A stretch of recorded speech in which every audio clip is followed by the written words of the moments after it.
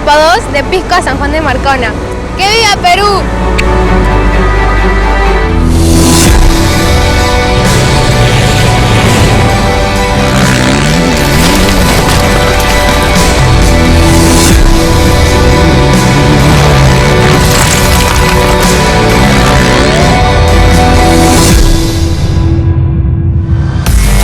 Welcome to Dakar 2019. For this second stage, the cars are heading out first onto the sand. And the favourites in all categories better watch out, because there's danger lurking behind every dune.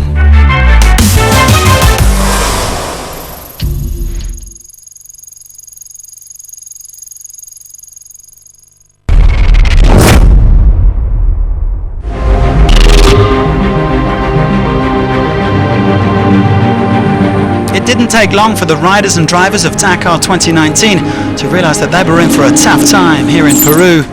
On the very first stage, plenty of participants were caught out in the dunes.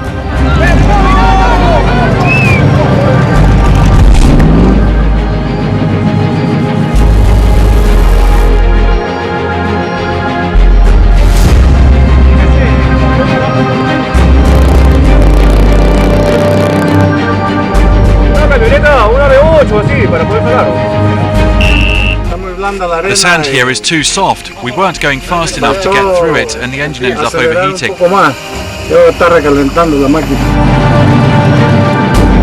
Luckily for those who get stuck in the wilderness, there are usually fellow competitors as well as local spectators who are more than happy to lend a helping hand.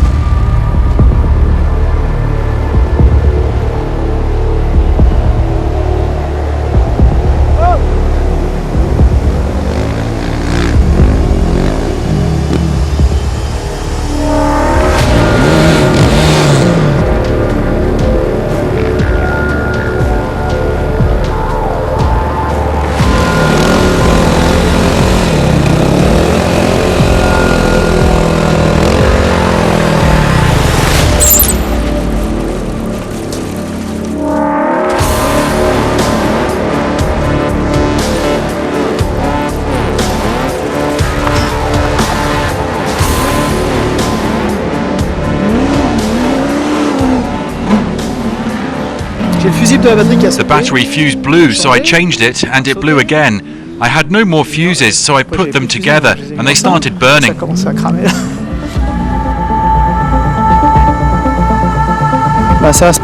be okay. I'll wait for the broom wagon now.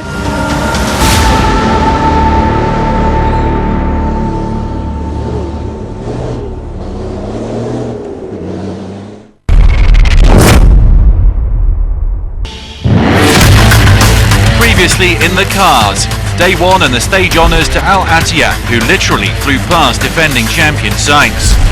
At this moment, you know, when we cross Carlos in the finish line. Krzyzewski is getting better year on year, the pole 3rd on stage 1. I'm one of the youngest in top guys and try to catch the legends of the Dakar. Peter Hansel had a problem with the system that inflates and deflates the tyres. We did a large part of the special with a deflated tyre, but it wasn't a catastrophe. Hunt had a good day, marking his comeback by finishing ahead of teammate Loeb. The car was perfect, notes are good, everything's good.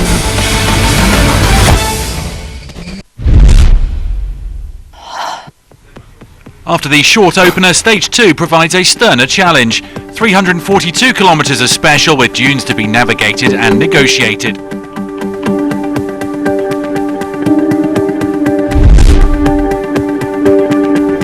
Stage 2 and a very early start for overnight leader Nasser Al Attiyah. The cars are going off first today, we're first out, it means no tracks for us to follow. Maybe at times we'll see tracks from the course openers, but I doubt it. It means the navigation will be more difficult. Usually when you're the first car out, you lose a bit of time. Few drivers would have gone for stage 1 honours knowing that meant opening the road on day 2, but Al Attiyah just loves to attack. As Baumel suspected, the two-time champion did lose time, coming home 11th on the stage. Second on stage 1, defending champion Carlos Sainz followed Al Attiyah's tracks over the dunes. Spaniard set off 3 minutes after the Qatari and was careful not to overtake. The Mini closely following the Toyota all the way to the finish.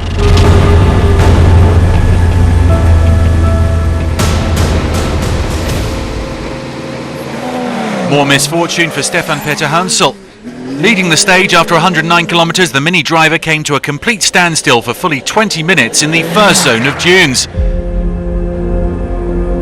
Attacking hard, the 7-time champion did his best to claw back time, but still lost 15 minutes to the stage winner. Back in the Dakar after a 3-year absence, American Robbie Gordon could only manage 30th on the stage in his UTV.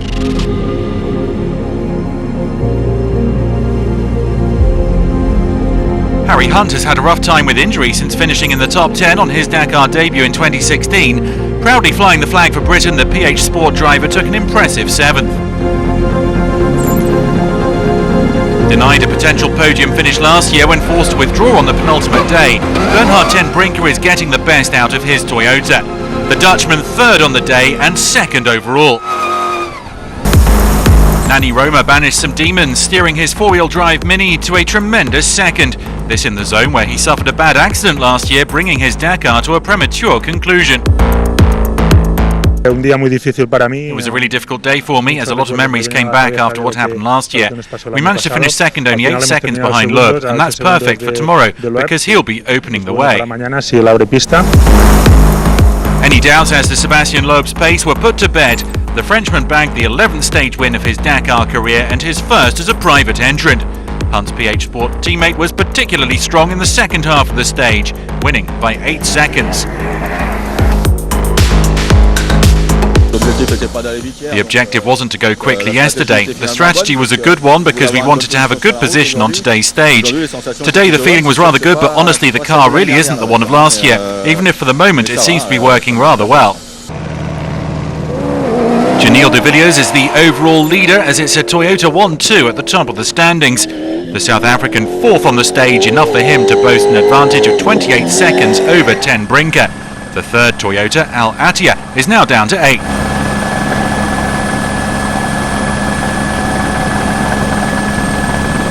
You know, at the end of the day, it's no point to take a risk on day 2 in the dust, in the fish or in the dust like that. So all okay, no problem. We had a good stage, good clean stage, and the car was very good.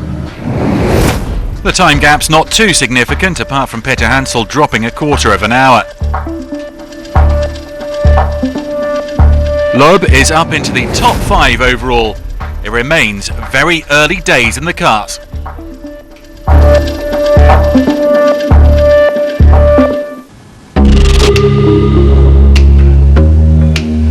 Onto the side-by-side category, and a solid outing today from Gerard Fares. 3rd in the bikes 2 years ago, the Spaniard is adapting well to the Monster Energy Can-Am alongside his former Himo Inter teammate Dani Oliveras. They came 4th today and like 4th overall. Sergei Kalyakin came 8th on stage 1 and improved to 3rd today. The Russian rolling along very nicely. But the stage 2 victory went to Chaleco Lopez, who's back on the Dakar after a 5-year absence. The Chilean, who has 2 previous podiums in the bikes, grabbing his 12th Dakar victory. He didn't quite do enough though to grab top spot in the overall standings. A superb late surge from the defending champion Reinaldo Varela saw him finish 2nd, dropping just 19 seconds. The Brazilian, who won stage 1, now leads the way by 1 minute and 8 seconds. So Lopez just sneaking to the stage victory ahead of Varela, with Marcos Baumgart rounding out the top 5. The top 4 today are the top 4 overall, while Javier Moreno has snuck just ahead of Baumgart into 5th place.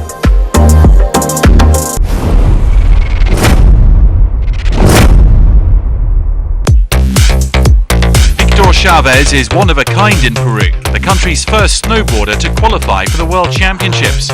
Amazingly, Dito learned to snowboard in the Huacachina sand dunes close to where he was born, dunes that attract tourists from all over the world. The technique of snowboarding is slightly different. In the snow, the weight has to be more at the front, whereas in the sand it has to be on your back foot. Sandboarding helped me to understand the basics and to find the rhythm. I suppose that I learned how to snowboard in the sand.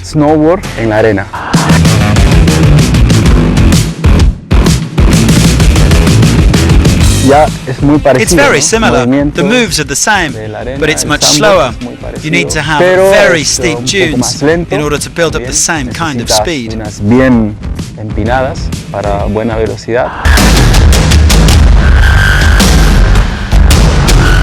I've worked hard for many years, ever since I was a child, and now I've reached my first goal. But I have an even bigger dream, and that's to do the Winter Olympics. I'm going to try to qualify for Beijing in 2022 and become the first Peruvian to go there. So, will it be from the dunes of Peru to the slopes of China?